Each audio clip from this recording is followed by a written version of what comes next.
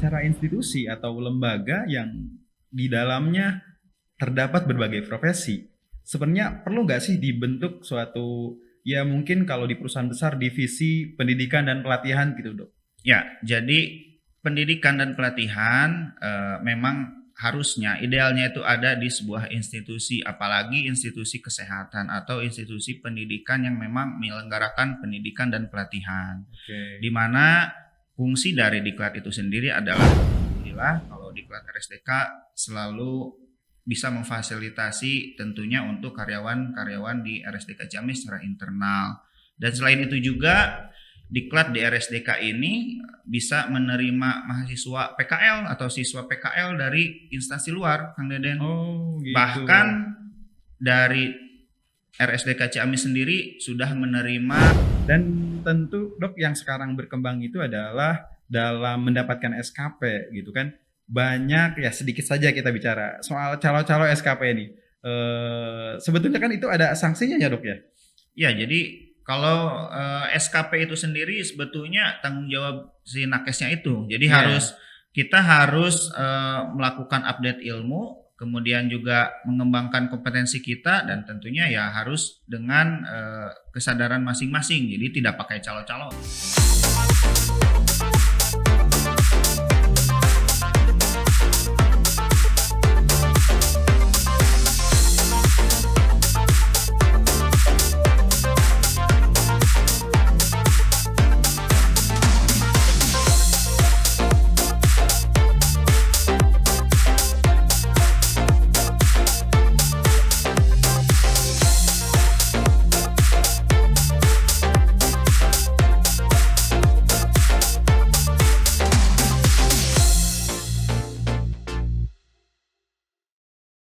Diklat merupakan singkatan dari pendidikan dan pelatihan yang merupakan salah satu bentuk upaya untuk meningkatkan kualitas dan kompetensi sumber daya manusia di sebuah organisasi atau instansi. Dalam konteks ini, diklat seringkali digunakan sebagai instrumen strategis dalam mengembangkan kemampuan karyawan untuk lebih efektif dan efisien ketika menjalankan tugasnya.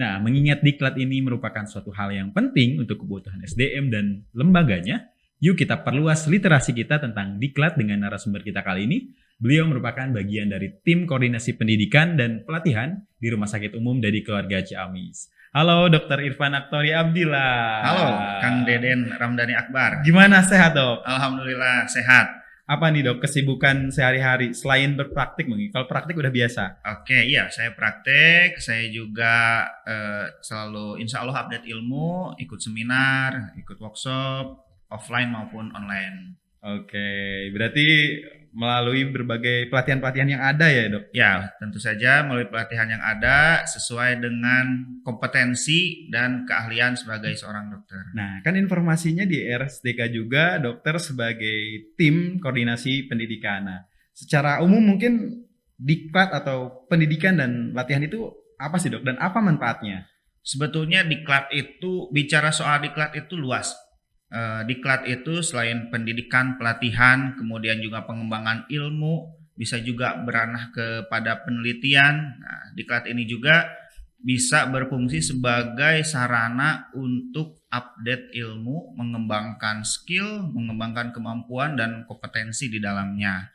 Jadi tidak hanya melulu soal seminar, bisa juga penelitian langsung, kemudian bisa juga workshop langsung.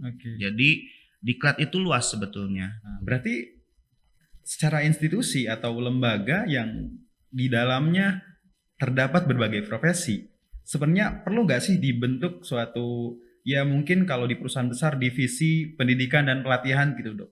Ya, jadi pendidikan dan pelatihan memang harusnya idealnya itu ada di sebuah institusi, apalagi institusi kesehatan atau institusi pendidikan yang memang menyelenggarakan pendidikan dan pelatihan.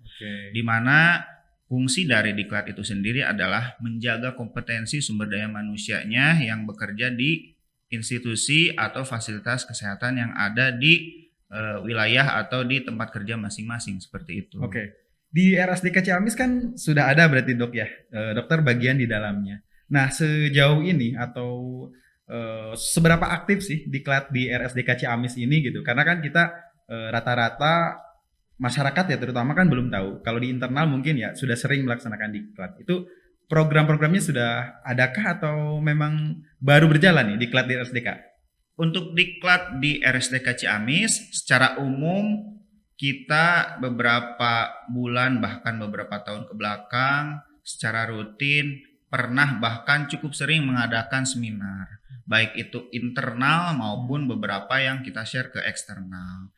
Untuk kontinuitas ataupun penjadwalannya memang tidak setiap bulan, tetapi apabila ada kesempatan dan kemudian ada tema yang menurut kami itu tepat bisa disampaikan untuk internal maupun eksternal, kita rutin atau kita bisa agendakan untuk mengadakan semacam seminar paling sering.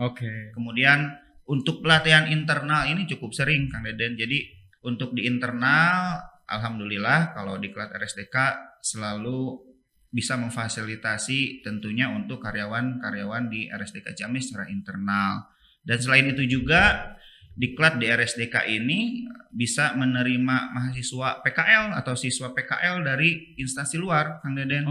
Gitu. Bahkan dari RSDK Ciamis sendiri sudah menerima Dokter Internship Indonesia. Jadi program internship dari Kemenkes. Luar biasa. Dan sebelum internship itu RSDK Ciamis juga pernah menerima residensi atau program pendidikan dokter spesialis gigi penyakit mulut yang melaksanakan praktik di rumah sakit dari keluarga Ciamis. Nah, itu kan berbicara soal profesi di bidang kesehatan. Itu kan ada yang namanya tenaga medis, tenaga kesehatan. Di situ di regulasi memang mereka diharuskan memperbaharui SIP-nya setidaknya setiap 5 tahun sekali. Dan itu disyaratkan buat mereka itu sudah mengikuti pelatihan-pelatihan yang ber-SKP Kemenkes. Nah, di RSDK Ciamis ini untuk mendorong supaya mereka kemudian mengikuti lah berbagai pelatihan-pelatihan yang ber-SKP Kemenkes itu sudah seperti apa di sini gitu? Mungkin perlu saya jelaskan terlebih dahulu. Jadi untuk saat ini program SKP atau Satuan Kredit Profesi itu memang dikelola oleh Kemenkes. Jadi rumah besar atau pintunya itu melalui Kemenkes. Nah, untuk SKP ini sendiri sebetulnya kita sebagai tenaga medis, tenaga kesehatan itu harus diwajibkan update ilmu. Nah, update ilmu di sini adalah salah satunya dengan mengikuti tadi seminar, webinar ataupun workshop ataupun pelatihan-pelatihan lainnya, dan tentunya pelatihan-pelatihan ini harus terafiliasi dan terakreditasi oleh Kemenkes. Nah, pada saat ini aturan yang baru ini SKP yang bisa digunakan untuk memperbarui STR, SIP itu ya harus terakreditasi oleh Kemenkes dan mendapat SKP dari Kemenkes. Berarti artinya pelatihan-pelatihan yang memang sudah masuk dan terdaftar di pelataran sehat gitu ya, Dok ya? Betul, ya. Gitu. Jadi sedikit dong, Dok. Pelataran sehat itu apa sebenarnya? Di sana tuh ada apa di dalamnya? Sedikit saja, Dok. Jadi kalau kita buka lms.kemkes.id, jadi kita bisa di sana bisa daftar, mempunyai akun sendiri masing-masing nakes. Ketika sudah daftar dan sudah diverifikasi, kita bisa mulai mencari pelatihan-pelatihan yang memang sesuai dengan kebutuhan kita. Dan tentunya beragam sekali pelatihan-pelatihan di pelataran sehat itu, karena di sana banyak sekali pelatihan yang memang untuk tenaga-tenaga medis, tidak hanya dokter, untuk perawat, untuk analis, untuk bidan, bahkan untuk tenaga-tenaga kesehatan lainnya. Berarti untuk named dan nakes ya, Dok ya. Betul. Nah, tadi kan di awal tadi kita bicara soal bagaimana di rumah sakit tadi keluarga Ciamis ini untuk program-program di diklat ini kan sudah berjalan ya. Mungkin yang sebelumnya memang belum ada seperti pelatihan-pelatihan yang ber-SKP gitu. Nah, ke depan gimana nih? Karena tantangannya juga kan sudah berubah. Pelatihan-pelatihan itu kita harus mengikuti yang memang ber-SKP supaya bermanfaat juga nanti ketika kita perpanjang STR. Nah, apakah ada rencana nih dari diklat ini mungkin akan menyelenggarakan pelatihan yang ber-SKP atau bahkan rumah sakit dari keluarga Ciamis ini ke depannya akan menjadi mengajukan sebagai tempat pendidikan dan pelatihan yang kemudian terakreditasi Kemenkes, Dok. Gimana nih ke depannya? Ya, betul sekali. Rumah sakit dari keluarga Ciamis dalam waktu dekat ingin dan akan mengadakan seminar ataupun pelatihan yang ber-SKP Kemenkes. Nah, tentunya cita-cita dari RSDK Ciamis ke depannya ingin mempunyai institusi penyelenggaraan pendidikan yang bisa mengeluarkan SKP Kemenkes. Wah, itu keren dok, bisa jadi yang pertama mungkin di wilayah Ciamis. Mudah-mudahan ya. Oke, kita tentu akan dorong terus, kita akan dukung terus supaya Diklat ini juga bisa menjadi pelopor satu tempat orang-orang untuk bisa mengembangkan, melatih kompetensinya di sini dan tentu terakreditasi nantinya oleh Kemenkes ini gitu. Dan tentu dok yang sekarang berkembang itu adalah dalam mendapatkan SKP gitu kan, banyak ya, sedikit saja kita bicara soal calo-calo SKP ini. Sebetulnya kan itu ada sanksinya ya dok ya? Ya, jadi kalau SKP itu sendiri sebetulnya tanggung jawab si nakesnya itu. Jadi kita harus melakukan update ilmu, kemudian juga mengembangkan kompetensi kita, dan tentunya ya harus dengan kesadaran masing-masing. Jadi tidak pakai calo-calo. Kalau pakai calo nanti yang terampilnya calo dong. Nah, seperti itu. Jadi bukan hanya fokus terhadap SKP-nya.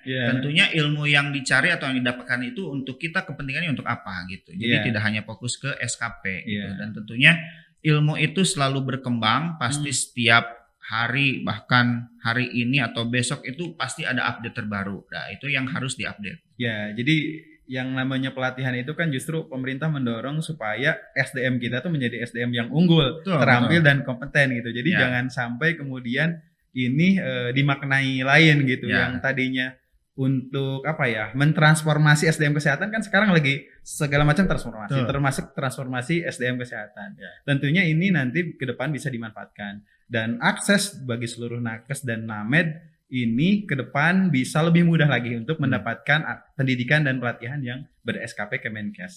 Gitu ya dok, harapan kita ya dok ya. Mungkin dok, untuk yang terakhir nih, ada yang bisa disampaikan terkait Diklat ini ke kita semua gitu?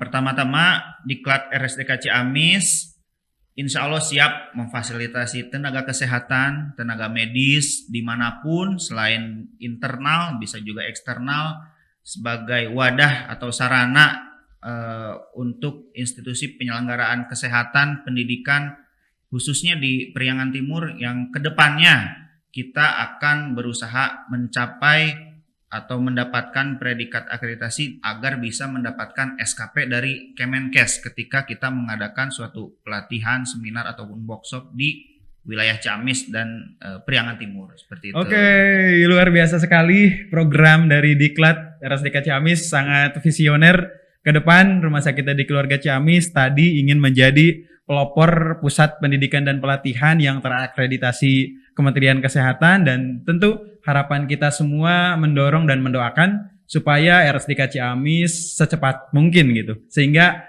seluruh nakes di fasilitas kesehatan manapun dapat dengan mudah untuk mendapatkan SKP Kemenkes, sehingga mereka bisa lebih mudah juga dalam mengurus SIP nantinya.